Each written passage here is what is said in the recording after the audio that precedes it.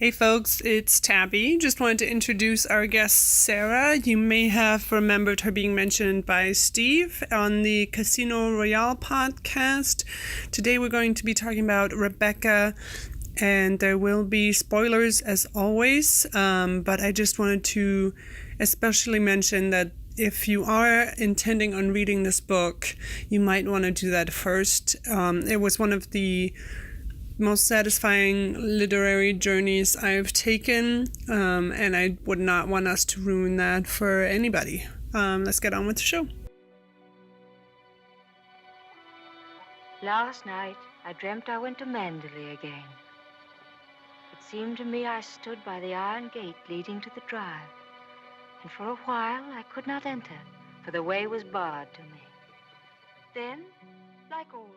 Alrighty, everybody, welcome back to Modern Life Pod. Today we're talking about Rebecca, Hitchcock film from 1940. I'm here today with Stacy. Hi. And our special guest, Sarah. How you doing, Sarah? I am doing well, thank you. Beautiful. Before we get started on the main topic, let's just dive into our Modern Thoughts segment. So the only thing I've really been doing is listening to a podcast called My Dad Wrote a Porno. Interesting. And it's absolutely hilarious.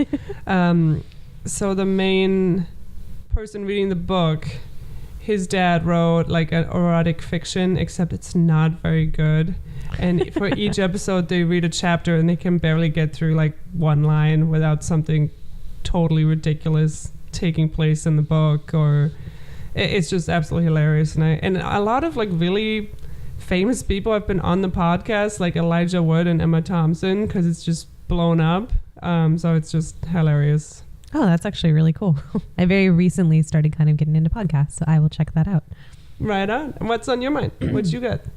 I've kind of been noticing the hypersexualization of serial killers lately with the emergence of the Ted Bundy tapes, and then the new Zac Efron movie, and then the series You on Netflix. And it's just been kind of really interesting to see everybody's takeaway on that. I read the book You before watching the series, and there's just been some kind of opposite views on how okay certain things are, because, you know, it centers around a character that's very deeply in love, quote fingers, with the female focus within the show and the book. But, you know, it just crosses lines that shouldn't societally be okay, which obviously, as did Ted Bundy, but people are kind of so blown away by the physical appearance of the characters that they justify this whole slew of things. And it's just really fascinating to see the psychology behind, you know, in the times that this is now going on, and knowing what the real life versions of this actually did, how much people are willing to forgive based on the glamour of it. So I've been thinking about that. We were talking about that the other day, how that is something that affects women mostly, where they'll just write letters into jail and are obsessed. Yeah, there's like that is whole like psychology behind like these women like becoming obsessed with like people that are in jail, like not even ever met them before, like they're already in jail, they're obsessed with them, and they like will do anything for them. Like a huge, that was actually what's the Manson was the worst. He had like Really? slew. Yeah, it was like crazy what some of the women would do for him. Yeah, and even beyond Manson, I mean, when I went to the Museum of Death in Los Angeles, then a lot of the serial killers that they kind of profile within there had people that wanted to marry them in jail and that wrote to them frequently. And it's just, it kind of says something about our culture that I think is kind of having a little bit of a resurgence right now with all the media that's surrounding it. So I think it just has to do with like women like having this idea, like being program that they have to change, like they can change them into a better person, like this idea that you don't have to find them the perfect, like the guy, and hold him up to a set of standards, but you could make him that, like a project. Right. It's like, dude, no. Obviously unhealthy, but still popular at the moment. I don't think it's just at the moment. I think it's just an ongoing thing. I think it's just being highlighted right now in media because of everything that's kind of going on. So. Stacey, what you got? My modern thought is taking a class about kinesiology, and I actually hate the class.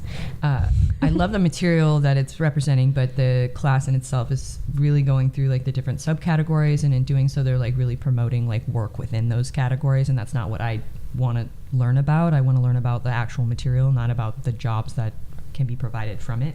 It's almost, I feel like it's almost a what's the word? It's almost like an advertisement for the business. Yeah, and it kind of bothers me. But regardless, this last week was probably so far the most interesting. It was about the sociological aspect of kinesiology and how it's developed, and how those reflections in society are being played out basically through sports. Like you can see where we're at during different times based on how like media coverage is on those things. So like perfect example would be like women in media right now. Like we just did this huge segment and like actually had a conversation with your brother about it last night, and like why is there so much more media coverage on male sports than female sports? Is it because male sports are more interesting? Is it because there's more money involved? Is it because or is it the opposite, where it's a reflection of how the media pushes those things so that then money comes toward it and people are more interested. Right. You know what I mean? So it's interesting because I had to like read a discussion about the showmanship and like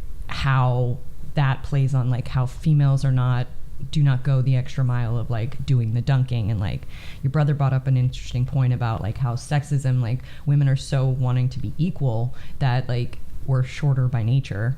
So we had to have the height, the basket hoop like go up to the same level as the guys because we have to be able to prove that we can do it. But now they don't dunk as much because it's harder. Right. So I don't know. I just thought it was interesting to see. Yeah, like what's the standard? Yeah. Because like you go onto like the ESPN website and it's literally like the 54th article down is actually about a female like sports. So it's like, oh, that's interesting. Yeah, no, it's like literally, but it kind of is interesting to see like they play just as much, but they have half the viewership. So what's... But then also, I think when the American women's soccer team, remember they were suing FIFA or something because they weren't getting paid as much as the men, but they actually made more money than the men. Like it didn't make sense. It was just like, and I don't remember if they won, but the girls actually make more money and are more popular than the boys because the boys suck at soccer. Interesting. That doesn't surprise me at all. But yet you probably won't hear anything in the news about it. Right. And that's why I'm saying like it's interesting to see if it's really like a direct. Okay, another example would be like the expectation of those women, like what they're being held up for standard wise and what a male's being held up for standard wise. So like Serena had that huge thing where she like broke her racket and was like a total like biatch basically like to the ref and everything. And there was like, she got so hit for it. She lost like backers, like everything. Right. But if, I don't know, how many times have you guys seen like a man throw a fit? Oh no, that's a very, very common thing. Like expected. It's like, okay. It's part of the sport almost. Yeah. It's like, oh, he's really passionate about this. Yeah. He's really upset about what just happened. And then wasn't there that other woman recently who changed her shirt really quickly on the court, and she got docked points because for taking her shirt off, and it was seen as an inappropriate display. Whereas a lot of men play shirtless. It was this huge case about it, and because I didn't do that, but it's really it was on inside out or backwards, and she flipped it really fast, and I think she was docked actual points within the game or something for being inappropriate. Yeah. And that's what I'm talking about. I mean, it goes back to even like when you had like the women's first like baseball league, basically when the men all went off to war during World War II. They did a movie on it. It was like The League of Their Own. With Madonna. Yeah. Oh, I love A League of Their Own. It's an amazing movie, but it's actually based on true facts. It's based on, you know, the men all left and they needed something to like think, so they started a National Women's League, and it was like they went through like so much torture, those women, like because of like they wanted them to wear skirts. It's like it shows their legs and the bruises and the tears and that kind of stuff. Yeah, it was just like crazy, the amount of like basically the view of women having to be these like little angels or like these little perfect like mannered, and it's still there today, and you'd think that we had gone past it, but we haven't. I don't know. I found it interesting. That's my modern thought. Speaking of perfect angels, let's talk about Rebecca, who never did anything wrong in her whole life. I mean, it really is portrayed that way. She is just so innocent. Let's do a really quick recap. So the Hitchcock movie is based on a novel by Daphne du Maurier, and I can never say that name right. No, you got it. Daphne du Maurier. But it's about kind of a girl in her 20s who's pretty much an orphan, working as a companion, and she ends up falling in love and marrying this kind of great man, you know, somebody with an estate and a house and servants, and it's about her getting used to that lifestyle and then also dealing with the shadow of his dead wife kind of always being in the house. And that's pretty much it, and all the crazy stuff that happens along the way. Oh, your face. This is going to be awesome. Stacey's already fuming. Right. And which, again, I do understand. Like, I loved the movie. I love the book. And I understand what you're making that face now. Start us off, Stacey. Everybody loves this movie, obviously. The two girls I'm sitting with are like obsessed with it. They both read the book. I have not, so maybe I would feel differently if I had read the book. I think the movie is done brilliantly. I think that the acting is phenomenal. I think that the set and just the cinematography in the movie is just how it shows the imagery and like how it explains how the mood is and sets like how people are feeling and just the background and like kind of foretells. Brilliant. I hate the characters. Absolutely hate them. Even the dog, Jasper. Stacey. No, Jasper is actually okay with me. And Jasper's an awesome dog. Come on. He was pretty awesome, not gonna lie. Yeah, I mean, and for me, that's a big draw for me to any movie, anything. Like, I have to find somebody in it that I like. And they really don't, because I mean the minor characters, they do a really good job. I mean, Frank's a very loyal and great character. Is one of my favorite literary characters. Yeah, is that Frank's a homie. That's kind of his whole thing. Like, Frank just really has his back through everything, and he's just very supportive. He is definitely one of that I like the most. But the fact that he doesn't question anything ever bothers me because it doesn't seem real to me. What about the sister? How did you feel about Beatrice? I liked her honesty. She was a stereotypical, like... What are you about to say, Stacey? She's so like full of herself and like she just knows best, and I liked how honest she was, but at the same time, like even if I was as weak and I was as anxious and insecure as the leading lady is, I still don't think I would just sit there and be like, yeah, and then change my hair and then change. I don't know. I found the characters. I think that's something that's very difficult to do with this book in the movie version, because I also watched the 1997 show that they had, and so much of the dialogue is internal for Mrs. De Winter that it's very difficult to put that like on the screen. Well, did you know that how they got her to act the way she was, like so mousy and insecure? You know, that they like told her, okay, so the original person that Laurent Olivier, he was dating, his lover was Vivian Leigh. Okay. Oh, that's right. Yeah, and they were Vivian Leigh was up for this role, but when she read for it, they wouldn't believe that she was as mousy as she was. Right. She's too powerful. You know what I mean? She's too much of a presence.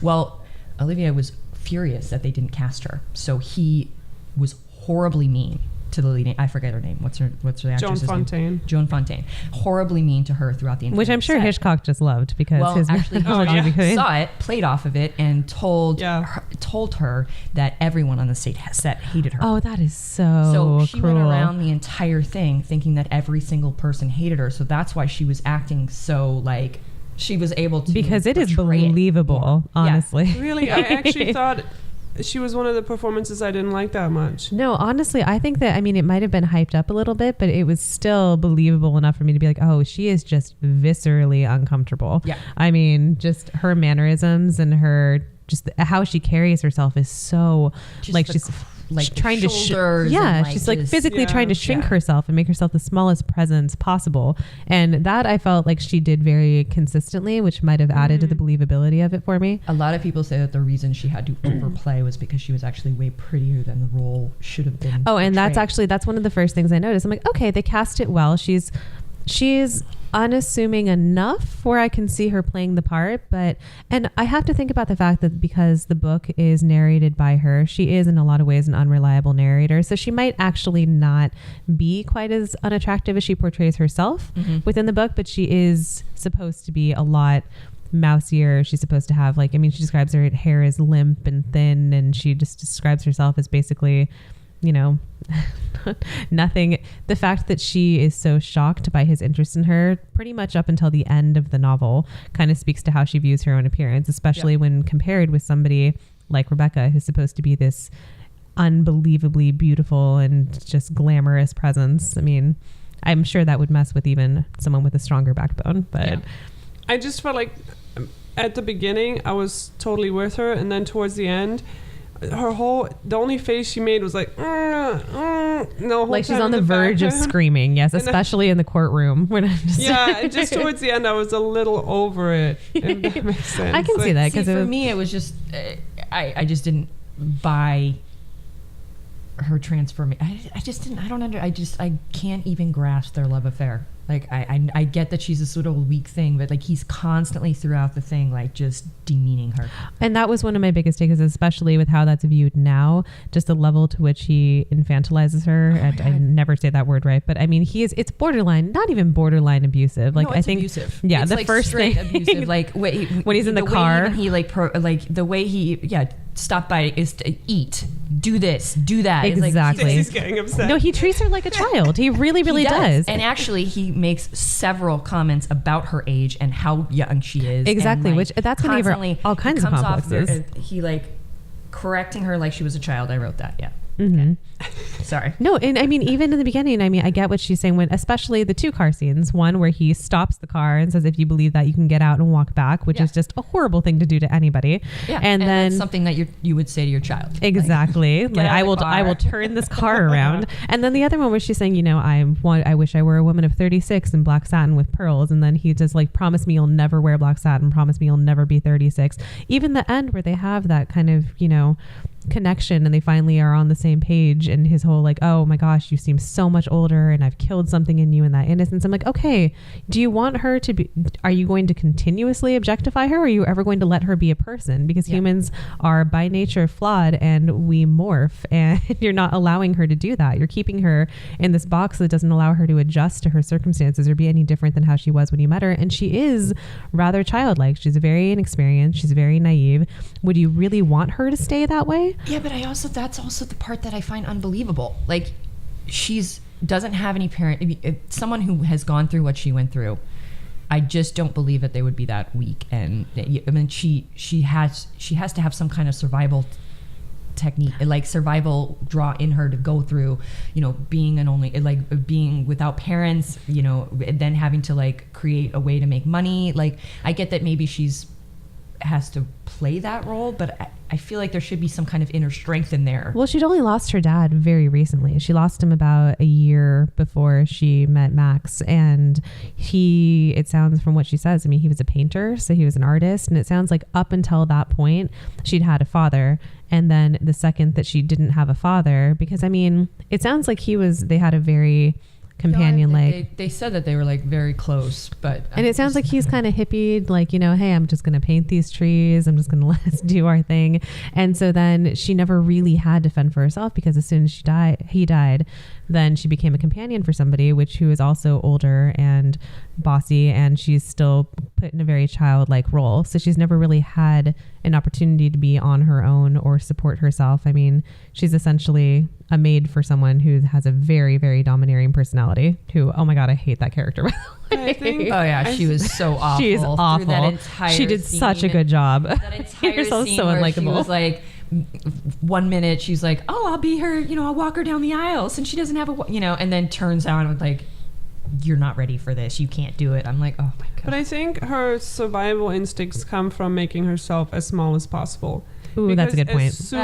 As soon as she says anything, her companion or her employer is like, I thought you were being a little too forward there. And in the book it goes into when she's with all of their friends, they only talk to her like a child. Like, oh, what have you been drawing lately? Like, what are you up to today? And then she just goes back to handing out cards or right. And it's almost self-actualized. If she's going to be treated like this, then, and she's made it this far because she now is on her own. She doesn't really view herself as marriageable material. I mean, this is a role that I think she's become accustomed to realizing that she has to play in order to just get to the end of her life and make it.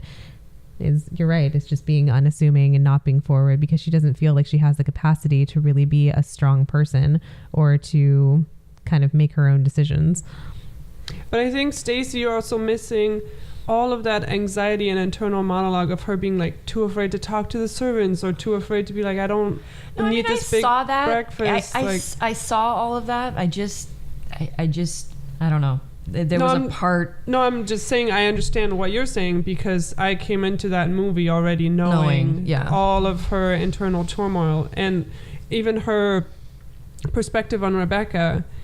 We get so into her head and her obsession with Rebecca, which I thought they did that really well in the movie of her like pulling out the handkerchief and then it has her initial on it or something. Mm-hmm. And I think when I knew that something wasn't right with Rebecca is that walk she has with Frank Crawley or I think it's the stamp licking scene in the movie where he goes, there's great things about you too, you're nice. And I'm like, wait a minute, Frank, are you saying Rebecca wasn't nice? And like at that point I was kind of on to I was what totally I was onto it at that reading point. On the page wasn't actually like the real Rebecca. And I just want to, so the introduction to my version of Rebecca, I just want to read this little part of it. Because she says the narrator has control and can shape, omit, distort, deceive. Few authors have exploited the power of the narrator with the sophistication and brilliance of Daphne du Maurier.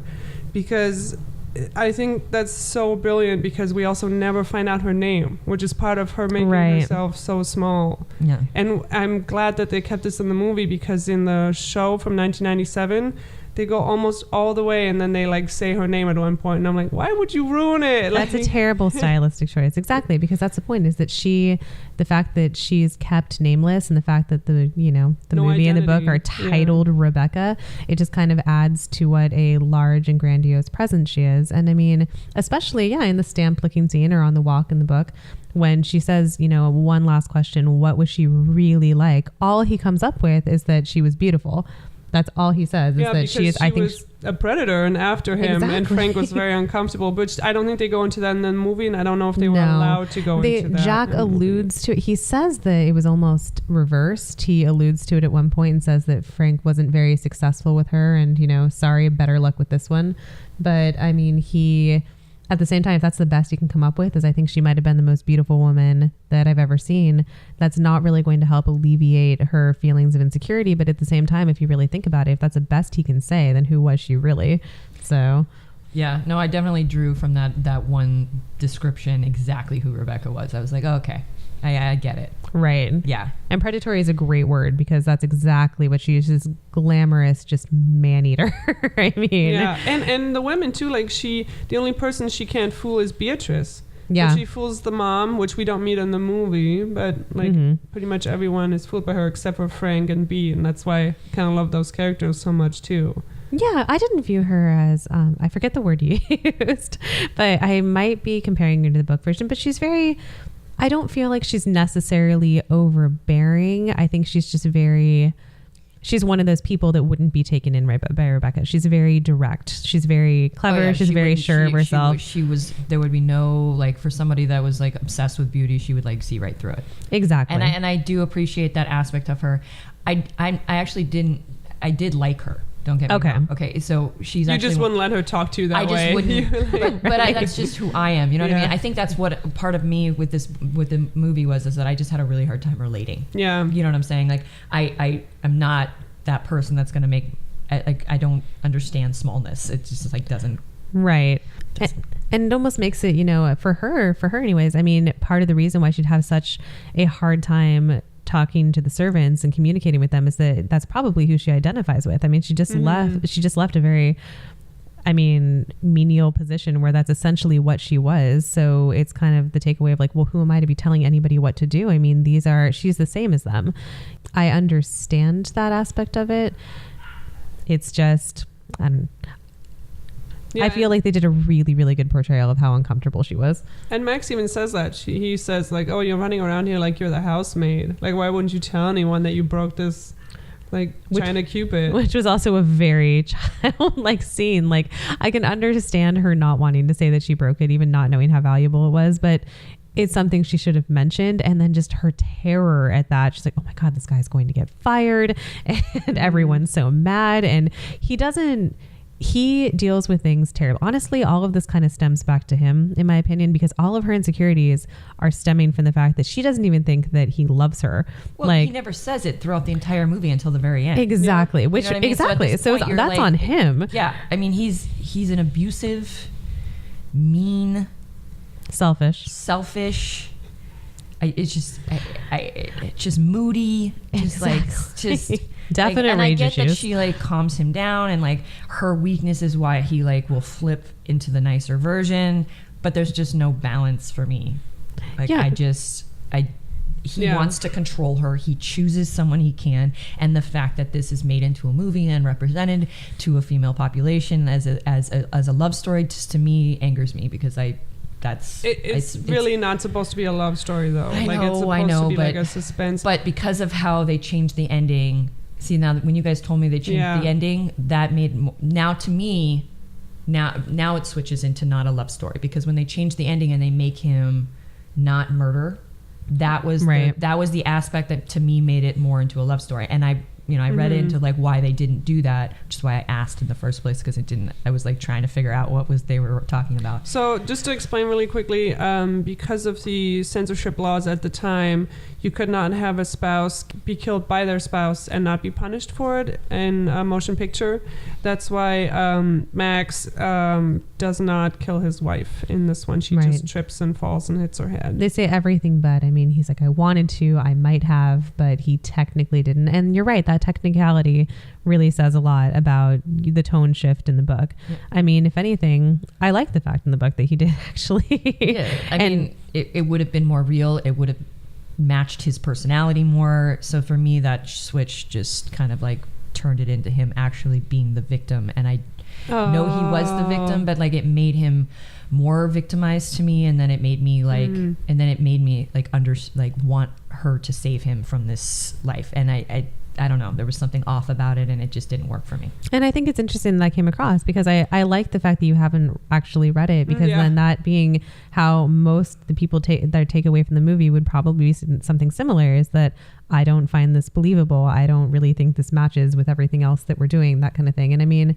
that's true. It really is kind of one of those things where it's like, really? I mean, you hated her this much and she's goading you this hard, and she just coincidentally fell. Like, how nice for you. Yeah. That really just worked out way too nicely. Very clean. And exactly. that moment in the book and in the movie, I love this, because Mrs. De Winter is more shocked at the fact that he doesn't love Rebecca, like she won, exactly, than she is at him killing his wife. She in no way which cares. is such a great twist. Exactly. She in no way is bothered by the fact that, I mean, even if in the movie he had said, yes, no, I did it, she'd be like, okay, but wait, you love me though. Wait, but that's what we're still on. Like, you actually care about me. You didn't care about her. Well, then I'm good. Like, how many other people did you kill? I don't care. I have you. That's an interesting point, because there's a line in the book that goes, where he says, I had forgotten how much blood there is when you kill someone, and somebody had mentioned that could be an indicator that he has killed people before. And to me, I just thought like he didn't think about it before pulling the trigger and shooting her. Right. But there is kind of like the undertone of like,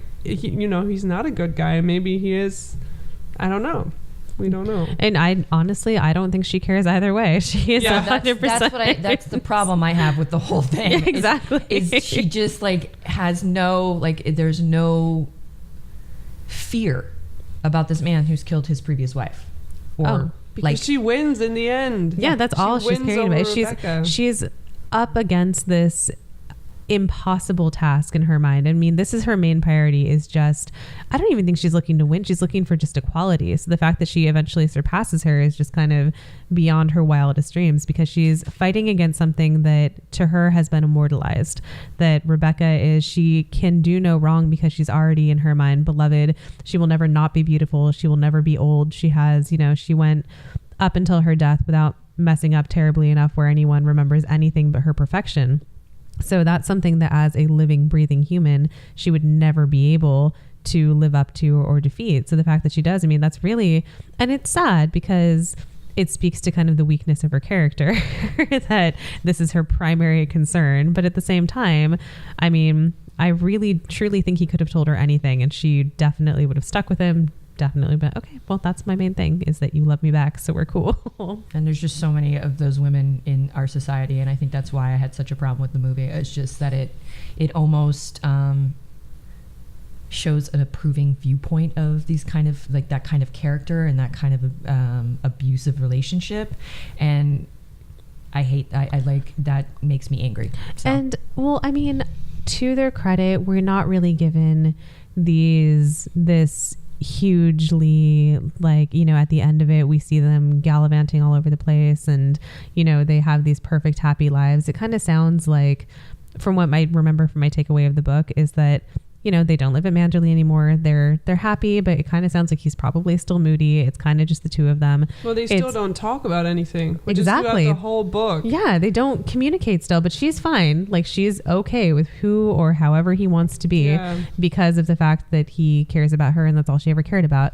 But I like the fact that they don't make it this, like, Disney version happy ending kind of thing. It's just kind of a more, this is what happened to these characters and they have made their peace with that. But I like that they don't hype it up in a way that seems like they're making it more okay than it is, I guess. Yeah, because they just live in hotels and she says, we never talk about Manderley. Exactly. And as it's just kind of a huge thing to not talk about. Yeah, Sarah was the one who told me to read this book. And I would just keep coming into work and being like, wouldn't you tell your husband if your maid asked you to kill yourself and throw yourself out of a window? Yeah, that's like never mentioned. No, like, they don't talk about anything. They don't talk about anything, no. And it's always like this weird veil between them until he tells her that he kills Rebecca. So how did you guys like Mrs. Danvers in this? I think she did a brilliant job of being the creepiest fucking person I've ever seen. On she never. I was watching her eyes. I'm like, does she blink? No, does she ever blink? Mr. Hitchcock told her not to blink. And wasn't allowed. No, I was watching it, and I'm like, I don't see her blink at any point. She does it so well. She was told by Hitchcock she is not allowed to blink in any scene. So she like legitimately doesn't blink. Yeah, which she impressive. does perfectly. Honestly, she keeps it so. She is such. She is one of those literary characters where I'm like, wow, I can't really find anything redeeming about you. I guess your devotion, I guess your loyalty, but it's to a terrible character. Yeah. Exactly. It's an obsession. Weren't there kind of some homosexual undertones in the book? Yeah, I feel like I felt like there was too. Like she was just obsessed with her, especially with the negligee and like look, you can see right through it. Like it was super creepy. I used to brush her hair 1,000 times. I mean, it was very much so kind of one of those characters that was also obsessed with Rebecca to the point where she was willing to die for her and ends up dying for her. Even her memory. In the 1997 version, they do go into the house and rescue her. And then in this one, she dies, which I think is a fitting ending. But when I was reading the book, I actually thought she just sets the house on fire and leaves. Like, that's the takeaway I got too. But you don't know. We don't know. So they never like play out so that it changes. Oh, the last lines of the book are amazing because they're just like in the car. The couple's in the car. She wasn't left at the house. And then, so they're driving back to Manderley, and it's really bright, but there's no moon or anything. And then it goes, the sky above our heads was inky black, but the sky on the horizon was not dark at all. It was shot with crimson like a splash of blood, and the ashes blew towards us with the salt wind from the sea. It's amazing. See, I think that your guys' love for this movie is based on the fact that it's a better portrayal in the book, a better portrayal of the book, but the book is what you guys love, and from what I've read, just from the synopsis, I can understand it because it's written like so, the imagery in the book is like amazing. Yeah, like the first opening lines when they talk about just this gothic Manderley in ruins and the vines encroaching in on the path. It was brilliant. Which I love that they kept that in the movie too. And that is exactly why I like the movie so much, because I've gotten so used to being disappointed in the film adaptations of things. I try to make it a point to always read the book first, and it's very, very rare where I am completely satisfied with the job that they do on it and their portrayal of the novel, because the book is almost always better. And that's the first thing I was texting Steve while I was watching it. And I'm like, it's really rare to me that somebody makes a faithful adaptation, where I feel like that was kind of more of the protocol back then is you're trying to make a filmic version of the book. So the lines should stay the same, the scenery should stay the same, the acting should stay the same. And that's really not how it is anymore. I feel like the book 9 times out of 10 is a very loose, adaptable kind of start off place for the directors, and the movie morphs into something completely different. And that's frustrating for me, because if you're already a fan of something, if you already are invested in these characters, there's nuances that can never be addressed within the film, because every movie would be 14 hours long. I mean, what you choose to cut and what you choose to change really matters. So when they change unnecessary elements, it's frustrating. Yeah. So this was very faithful, and that it's just very rare. So I really loved Laurence Olivier in this, and I thought I wouldn't like him, and he blew my mind, because he's, to me, like so much of a dandy that I thought he couldn't be like a Max de Winter, and then he just killed it. Like, I thought he did so well. Which again is perfectly, it makes it very justifiable to dislike him, because he is just so, even when he's being kind to her, it's just so condescending. I mean, every time, he should be aware enough to know when she's really trying or what she's trying to do. But when she comes down in the black dress with her hair different, it's basically like, what the devil have you done to your hair? And what are you wearing? And then it's kind of like, oh, I see. Yes, you look lovely. I mean, he just does that condescension so well. No, he did a phenomenal acting job in this movie. There's a reason it won. Like, I get it. I just don't like it. Right. Yeah, this is the only Hitchcock movie that won Best Picture. This was in 1941. Oh, I didn't know that. I think there'd be more of them, but there aren't. One scene that I absolutely loved for the cinematography was her running on the cliffs after the dog on the surface splashing on the rocks. I was like, what? Like, this movie looks so good even though it's in black and white, or maybe because it's in black and white. You know that they had the ability to film in color, and they chose black and white. That was also something. It was a direction that Hitchcock made. That he wanted to really film in 1941. According to like a couple different articles that I read, was that he chose black and white. He only wanted to film it black and white. I'm happy that they did, because I don't really remember color playing like a huge role within the book, and because except for the flowers around the. True, but I mean, it's so gothic in nature that I feel like that kind of helps it transcend and reach the screen a little more believably, is that it makes it, because it's supposed to be almost like a horror novel. I mean, it's been said in many of the articles that I've read about it that Rebecca's ghost is actually supposed to be a presence within the manor. I mean, she's essentially living in this giant haunted house with a very emotionally unsupportive husband, with these people that she doesn't know, with these being haunted by these memories. And I feel like black and white was a sound choice for that, because and even the dog is like, no, we used to walk here with Rebecca. Exactly. That's all anybody says is, oh, well, she liked it this way and she did it this way. And especially, I mean, and the subtleties, you're right. The handkerchief, that was a great touch. When she's looking through her little codex of addresses and its addresses, I mean, she was writing to duchesses and all these kinds of things. She's like, awesome, I have literally 0 friends. What am I supposed to do and here? This scene we never get in the book, and in that scene in the movie where she just puts everything on the desk and is like, throw all this stuff out. That was so satisfying for me. It was like her one moment of like, she's like, okay. Yeah, but that also, I was like, she made herself so weak, and then all of a sudden she has like a power. After that really weird interaction with all of the clothes and the hairbrushes. Yeah, like, I feel like she would have just curled up into a little ball in a corner and not moved. And I get what they were trying to do. And I feel like the film kind of needed that, because how long can she really stay that mousy and expect us to not get over it? It's like you were saying, how she does kind of keep that faithfully until the end, just in different ways. The fact that she asserts herself a little bit does make her a little more endearing. It's like, okay, she is changing with this, because this is a very transformative experience for her. This is the biggest and most important thing that's happened to her in her life. So the fact that she's even minusculely rising to that, I feel like was very satisfying. Yeah, but then she goes, like, immediately after that scene, she goes and rushes up to him and wants to have a ball, and he's like, why do you want to do that? I know, he's just so unsafe. He's like, you have to adapt here, you have to be the lady of the house. She's like, all right, I want to do this thing. Oh my god, but why? But why though? Why do you want to have a ball? I don't know, because I do don't nothing. Dress up.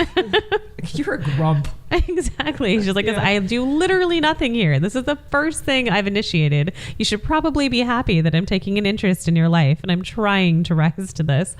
Okay, the dress scene. We should probably talk about the dress scene. Please. Just the costume. I do want to point out about the color thing. Actually, in 1939, Gone with the Wind, it was in Technicolor. Oh, okay. Oh, yes, but it used up all of the color reels available at the time, which were 7, which is why Pride and Prejudice couldn't be in color, and I'm still upset about it. And it's better than Gone with the Wind. Man, tech back then. Yes, but that was a year. I mean, filmed. That was released in 1939. So when it was filmed, they would have had. Yeah, they had time to make more. They would have had color. It was an option. He chose not to. And I'm really glad. I am glad he did. Yeah. No. I think it worked better with the movie. I don't think it would have looked as good. I don't think they would have been able to play the different. Right. You know what I'm saying? Like, I don't know. To make it quite as haunted. Yeah, so the dress scene is where she dresses up in Rebecca's previous year's costume by accident. Okay, well, no. To back up a little further, just for anyone who hasn't seen or read it, it is a very quintessential power play on the part of Mrs. Danvers. So she has asserted herself. At this point, she has, what she wants to have a ball. She wants to kind of, I feel like for her, this is almost like a quinceanera-esque coming out as the lady of the house sort of thing. Like she is, okay, I am self-actualizing. I am rising to this role. I am doing what I am supposed to as Max de Winter's wife. So she asks to throw this ball. It is a costume ball. It's something that they've done, in previous years. And she's trying to find the perfect costume because this is, again, her kind of announcing herself to the public. She doesn't know what to do. She's sketching. She's looking through all these things. It's after she's asserted herself to Mrs. Danvers. So they're on a kind of uneven ground. She's not sure how she's going to react to that assertion. And she passes her in a hallway by these huge, huge portraits of, I think, ancestors of Maxwell's. And there are Maxim's. So there's a portrait of a lady who I think was one of his great aunts or something like that. Basically just a relative of his who's in this very fancy, very just kind of dramatic gown with this hat, with these curls. And Mrs. Danvers is the one who suggests to her that, I think that would be a great costume. It's almost as though it were made for you. And it's perfect. She looks like a very glamorous Bo Peep almost. And it does kind of suit who she is. And she's kind of taking this because she is naive and she is by nature very sweet as a peace offering. On the part of Mrs. Danvers, she gets the costume made. She's really, really excited. She keeps it secret from everybody. She has one maid. I think it's Clarice or something like that. She has just as lowly as her. Exactly. Right? It's like her one of her only friends within the castle. Or I call it a castle because it essentially is. And so she doesn't let anybody see what she is. It's this huge, huge thing. And then she makes this very dramatic entrance into the foyer when she's in full costume with the hat and the dress and the curls. And it was something, and she also gets a wig because she describes her own hair as too mousy to pull it off. So, she is a perfect adaptation of what the portrait is supposed to be. And basically she's expecting, Maxwell to fall deeply in love with her and people to be shocked by how beautiful she is. And as she descends the staircase, everyone just freaks out. Like his sister actually thinks that it's, Rebecca, the ghost of Rebecca. He's visibly just furious because he's like, what are you doing? I was trying to remember how many people were actually there in the book. In the movie, it was just a handful. It was Max, his sister, her husband. But basically this was the costume that Rebecca herself wore when they threw a ball. Was it the previous year? Was it that recently? Wow. So it was watching her come back from the dead, and all of it was manipulated by Mrs. Danvers.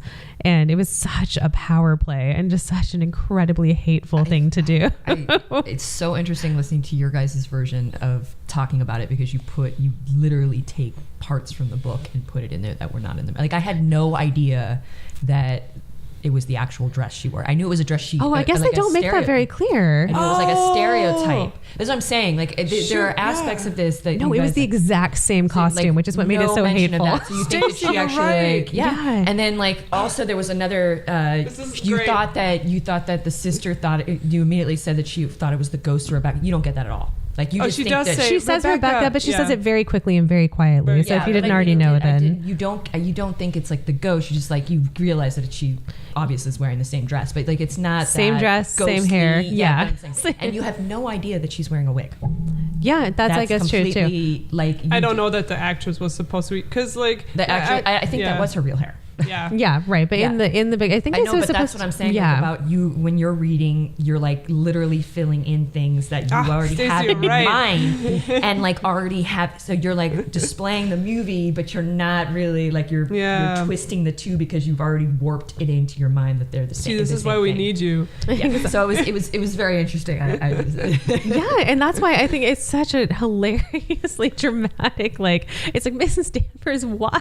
That's so mean. She's already so easily crushable. Like, why do you have to crush her in these? Like, because that's the whole point. She wants her to leave and be gone, and she literally wants her to die. Like she wants her to jump out that window and like perfect. That was what that whole scene was about. Yeah, exactly. Now I can live here with this memory. I want to talk about that dress. I tried to do research on it because this dress looks like a Southern American Civil War dress. Doesn't it? Okay, just check in. Yeah. And then I looked at like Victorian fashion, all this stuff that Maxim's ancestors would have worn, and I was like, I think they just had this left over from like Gone with the Wind and put her into it because those drop shoulders with it was very Southern Belle, and the hat too was very much so like. Okay, just check in. Was it described in the book?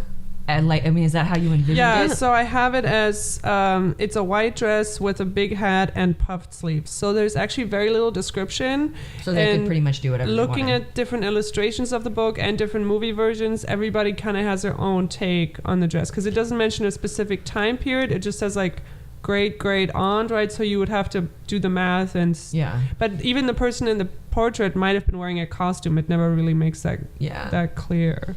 I mean, Clarice says it's a dress fit for the Queen of England. Let's see. I'm just saying, like, it doesn't. I mean, it's not an English style dress. It's kind of odd that it would be Southern Belle. Okay, wait. Yeah. I'm going to read this paragraph because okay, hold on. The dance was being given for me in my honor because I was the bride. I sat on the table in the library, swinging my legs while the rest of them stood around, and I had a longing to go upstairs and put on my dress, try the wig in front of the looking glass, turn this way and that before the long mirror on the wall. It was new, this sudden, unexpected sensation of being important, of having Giles, Beatrice, Frank, and Maxim all looking at me and talking about my dress, all wondering what I was going to wear. I thought of the soft white dress and its folds of tissue paper, and how it would hide my flat, dull figure, my rather sloping shoulders. I thought of my own lank hair covered by the sleek and gleaming curls. So, I mean, just how excited she is about that. And also the image of her sitting on like a counter and kicking is also, she's almost like a kid. Exactly. She's almost making herself childlike. And that I actually think that the actress didn't do a good job with. Now that I'm like listening to like how she's described in her inner monologue, I don't think she makes herself childlike. I think she just makes herself small. And I feel like the childlike, the only childlike feeling I get about her is how other people talk to, but she doesn't ever, to me, come off childlike. She comes off just small, which is again, you can't. It's hard to do when it's all internal. And I'm saying I get that, but I never get how she views her. Also, the costume department puts her in these great clothes all the time, and in the book it's always like really out of season, ill-fitting, like beige and white. Yeah, and like everybody kept up dressing like the way you dress. You obviously don't care how you look. And she looks fine. Like, I'm looking at her clothes. I'm like, that was perfectly in fashion. Then I've seen 1,000 movies about this time era, and that was I don't know. It just. To me, it was like exactly. Well, it didn't fit. Imagine like in this time, I'm trying to think like a very like a mousy like librarian assistant that only shops at thrift stores. Like that's what she was kind of supposed to be. I feel like what they failed to do was like costume needed a little help on this movie. Right. So, like, she did not look awkward enough. She was supposed to look so I get it. It's Hollywood. They want to make her still pure attractive. You know what I mean? But there was other ways to do it. I don't know. Maybe she needed some glasses, and I just. I mean, whoa! Let's not go that far. Come on. So Frank Crowley in the book, you kind of get this feeling that he's on Maxim's side, but he knows what really went down.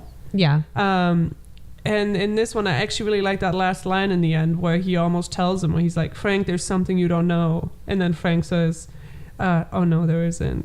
You know, I kind of really like that. That's what I mean by Frank's a homie. He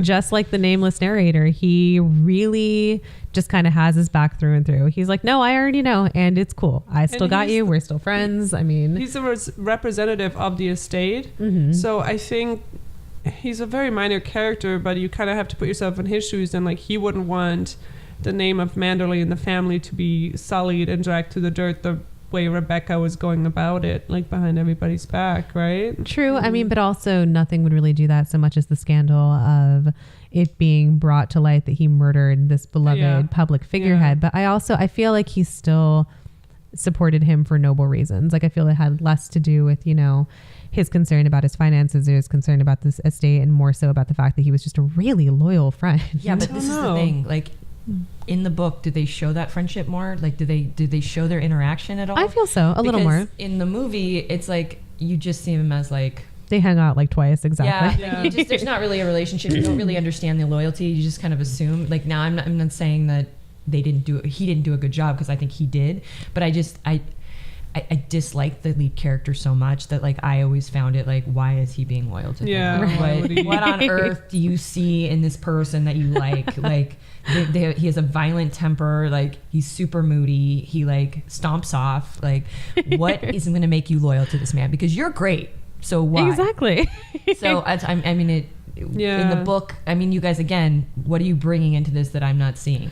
I don't remember if it's necessarily clear if they've known each other since childhood, but it's more, it seems that he's known him pre-Rebecca, pre-everything. He's kind of like his oldest and most trusted friend. So they basically do everything together. He sees him arguably a lot more than he sees his own sister. So it's kind of a very familial, like, you are the only person I trust. They essentially go like golfing, shooting, that kind of thing. So you get that all from the book. I feel like I did. Yeah. I feel like it was better represented that they spend all like free and business time together. Because Max is very isolated for how much he doesn't need to be.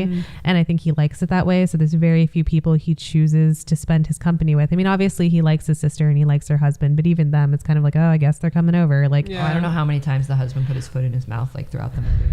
He's like constantly putting his foot in his mouth. It was hilarious. It was needed comedic relief. And I think that they kind of need that balance wise between the two, because she's so like matter of fact, and this is how it is. And he's just like, a goof. Just a goober. Which actually in the book, it was the Mrs. De Winter who was like, yeah, we should go sailing or whatever. God, and then everybody's just silent. I'm almost glad they changed that, because I feel like she didn't need any more obstacles. Like, she was her own worst obstacle. But at that point, she still doesn't know what happened, because they never talk about anything. Exactly. Nobody fills her in on anything. And I think that's what this is. Why wouldn't you ask?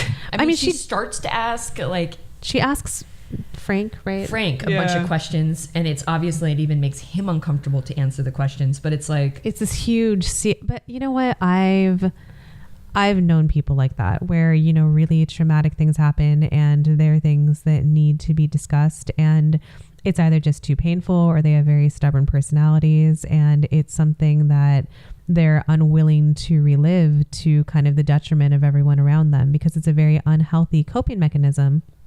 And it's something that, you know, being a newcomer to that situation, if you're not already kind of grandfathered in, if you weren't there for the events and they're unwilling to discuss them because it's too painful, then how would you know? And also, if there's somebody that kind of has anger issues, which Max obviously does, then they would know that if he doesn't want to discuss it, then he's going to view anyone else discussing it as bringing up things that he considers to be dead and over, and he might view it. Remember that scene where she alludes to gossip at some point? Oh yeah. And he gets to gossip and he immediately gets angry. irate. I think he has a lot of anger issues. He has a lot of pride issues, and he doesn't like being discussed behind his back. So, and his friend would know that, which again is just a flaw in his character. A lot of this stems from his unwillingness to adapt or heal or change. Yeah, but that's the other thing, is why are all these people loyal to him? So again, there was another he's person. The big guy in the town. Like, he owns everybody. And I mean, he's not like this loyalty that goes. It feels like it goes beyond, like. It feels as like a loyalty that goes beyond to me. Then it like you feel, at least in the movie, they make you seem like there's a reason you should, like, there's a loyalty, like a love almost. And I don't get that. I don't understand it, because I don't like the main character in any way. So like, even the police chief, who's like willing to like ignore evidence, or, you know what I mean? Like it. Well, because they're loyal to the estate and they're partially employed by him too. So. Also, I feel like something that didn't come across about his character was his charisma, because he is supposed to be moody. He is supposed to be kind of, you know, the dick he is portrayed as. However, he's also supposed to be very witty, very charismatic, very kind of, you know, somebody that people want to be around. And I think it can also be argued that he could be a way worse owner of everyone, if that makes sense. Like he could be a lot more tyrannical. He could be a lot more of a jerk to the servants. He just kind of stays out of it. And I feel as far as the perspective goes, he's a rather benevolent ruler when it comes down to it. He just kind of condescending ass. He is, but I mean, she's one of the only ones that really has to deal with that. No, so. He does it to other people too. Like yeah, with how he was dealing with that broken artifact and how why do they bother me with this? Exactly. Well, it's because you're the fucking owner of the house, dude. Exactly. Like, he just wants to be left alone. You're supposed to respond. You're supposed to bring it to you. And he does not want to deal with it. I think that's why he overlooks so much with Mrs. Danvers, because that was when I initially read it, when I read it for the first time, I'm like, why is she still employed here? Like, why is, and it's because he's so far removed from the actual going-ons of his home and his estate that I think he just essentially wants to be left alone, and he knows that she can run it. He knows that she knows what to do, and he has to devote the least amount of attention to things that should really be his job as possible. So I feel like he's willing to overlook a lot for the convenience of not having to involve himself, which again, character flaw. I got a little bit of a different take. I feel like he allowed her to do so much more for the fact that it was like his own torment. Like he likes to be, he wants to feel the pain of what he did. Like, I do feel like he torments himself a little bit. And I think the first break he gets from like wanting to have his own thing again is when he meets her. Mm-hmm. And so that was, I feel like he lets her do the Rebecca thing because he wants that image there. Like he needs that reminder. Okay. So because he's very vocal about the fact that he hated Rebecca, do you think he wants that torment out of, do you think that kind of speaks to him being a nicer person than he's portrayed as, and he feels guilty about the murder? A little bit, yeah. Okay. Yeah, I can see that, because I kind of view it as he views the narrator as this perfect, innocent, untouched thing. And he says at one point in the beginning that he never thought he'd even go back to Manderley again. So that obviously changed. He's back at Manderley. And I think a lot of the guilt stems from the fact that he keeps saying it was very unfair of me to marry you. It was selfish of me to marry you, because he's kind of immersing her in the quagmire of his past transgressions. Mm-hmm. And so I feel like, I don't know if he's necessarily guilty because he committed murder. I definitely think that's part of it. And a lot of it is the fact that she is now tied to him. Like he took this kind of what he views as this perfect, beautiful, innocent thing, and he's associating her with, murder and lust and rage and hate and all those kinds of things that he doesn't want to mar her with. So I think Laurence Olivier is actually very charming. At least some notes I had in here was like when he takes a tennis racket and he just puts in like the flower pot, or like all these still controlling things. Very controlling. He's like, oh, you're not going to tennis, but but he kind of has this ease about him in his movements. Like whenever I see a performance with him, he just knows what to do with his body and this very fluid, like dance like motions that I don't know, I just really watch. Maybe I'm just taken in by the magic. But I don't know, I thought he did that really well. And then also another person I really liked was Favel, and that intro scene. Oh, he does so jumping well through the window. I was like, he's that's perfect. That's all you need for that character. Of course, he wouldn't go through a door. He would just jump through the window and like come in. And the way he even says, he's like, oh no, the mistress of the house was there hiding behind the tapestry, or like hiding behind the door.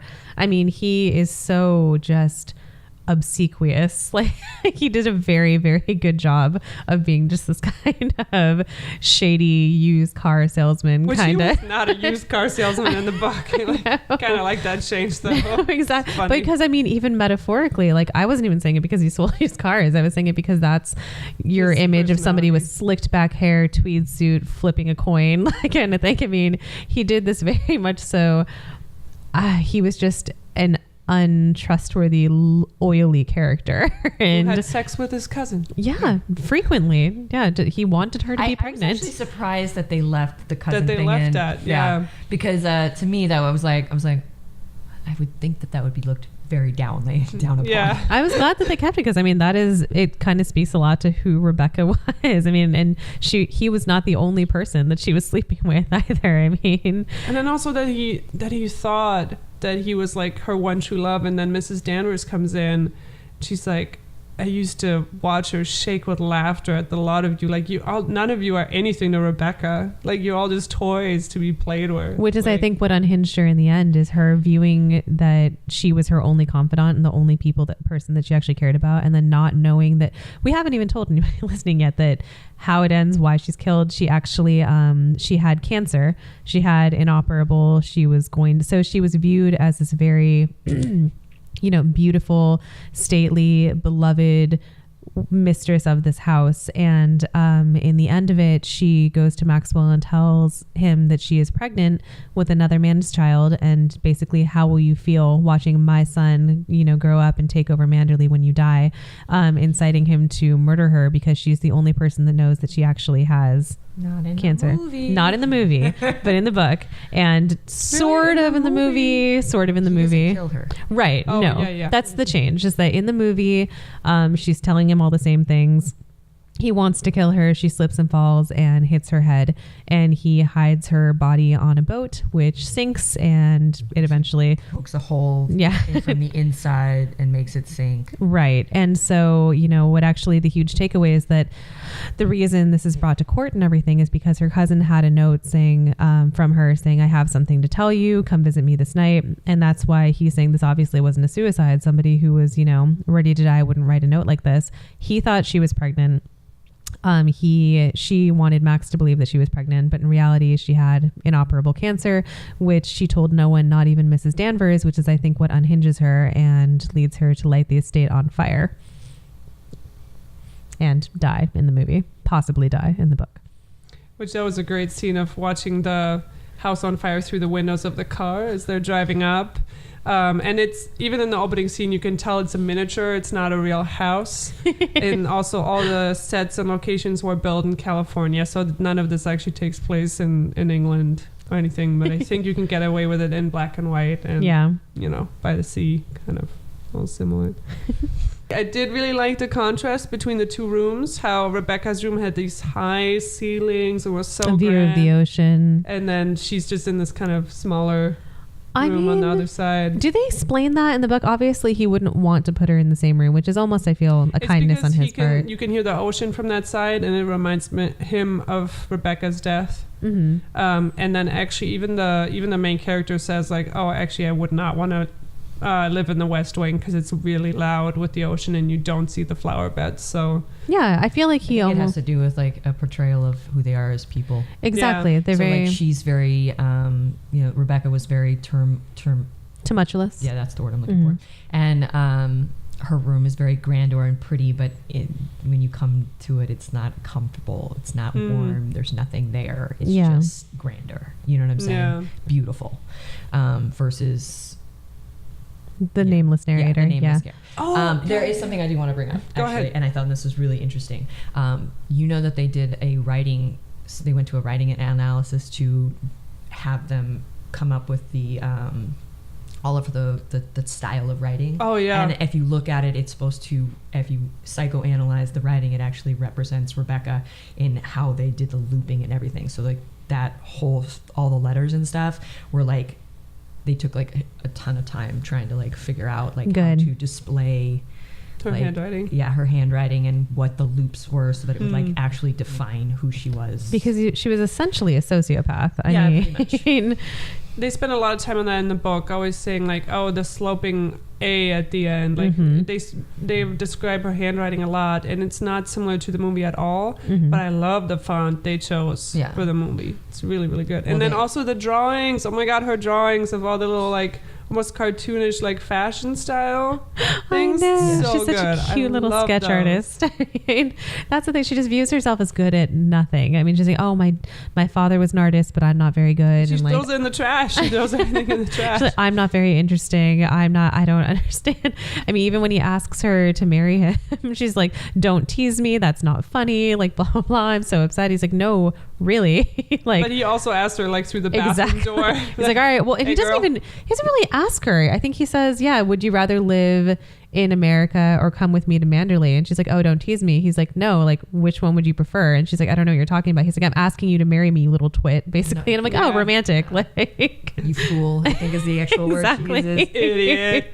I'm just kind of like, Oh, so romantic. Yeah. And then you see the wedding party go by and the girl that's in the dress and has all the friends and has all the things. He's like, oh, you probably would have liked that. Here's some flowers. Like, happy wedding day. Like, but I mean, because she is so small and so obsessed with him and kind of so used to now being on her own, I feel like she, unhealthy though it is, really doesn't need anything other than him. And that's kind of the takeaway at the end, is that they have each other, they don't talk about it, and she's okay with that. She's okay with his mood swings, she's okay with his anger. She's totally okay with his abusive personality that makes her like even smaller than she is in real life. Yep.